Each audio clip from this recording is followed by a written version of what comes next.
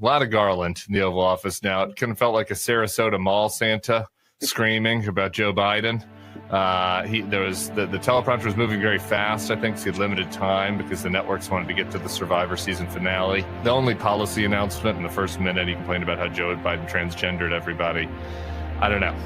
Well, it was pretty embarrassing, I guess, was my takeaway. I was feeling embarrassed for him, but also for all of us. What was your reaction to our president? Definitely more embarrassed for all of us than for him. The guy is absolutely shameless, and I've been thinking lately that the problem is not Donald Trump, right? The fault lies not in our stars, but in ourselves. Like I keep saying, we have to remember that before this guy started beating Democrats, he first beat the institutional Republican Party. And there's something that happened inside of the base of that party that made them susceptible and vulnerable to this vulgar authoritarianism.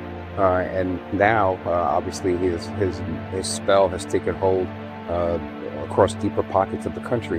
But there's another interesting thing about last night, Tim. You just said you had to watch this because of your job. Vast majority of folk are not watching this stuff.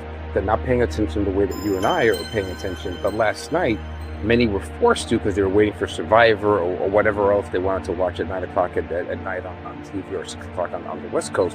And all of a sudden, this figure who's kind of sort of in the pop culture all the time, and sometimes they're entertained by him, he shows up and he's yelling and he's screaming at them without any of the negative charisma that he's had these last 10 years that keeps you watching all the time. It actually felt like a really bad Trump impersonator. It was humorless. And even when he said Merry Christmas and Happy New Year at the very end, it sounded like he was putting a curse on us.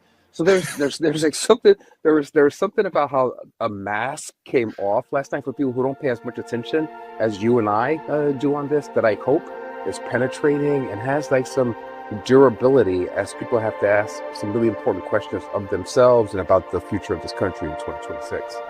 Yeah. Two things you said there that strike me. One is, I like that you said it was humorless, because sometimes a lot of people on the left don't, myself included, like I don't really find it funny, right? But it's hard to like process that other people do, you know. And a lot of times his presentation, things that might come off as cruel or dumb to college-educated progressives, like code is kind of funny for regular folks, but he didn't have that. There was none of the kind of Trumpian joie de vivre last night. None of the joking.